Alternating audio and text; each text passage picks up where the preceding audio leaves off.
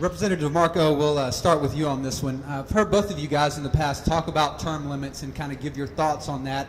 In a situation like this, it's easy to say, yes, in theory, I support term limits. But two-part question. Number one, would you support a bill for term limits in Congress?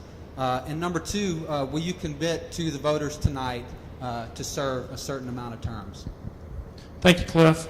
I would support legislation for term limits. I think there's legislation from Senator Vitter that I would vote for. While as a state representative, I did vote for term limits.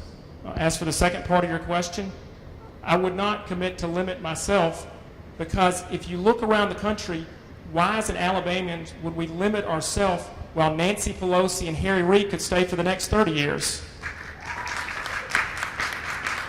Why do we want to have 49 other states that have more power than Alabama if we limit our own congressmen? But I would support and wholeheartedly vote for term limits legislation.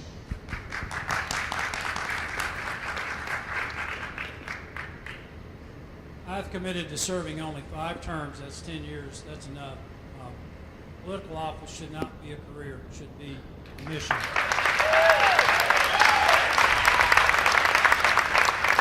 I've also committed to not move up there. I think one of the worst things that happens to people who get elected to Congress is they move up there and they become part of the culture.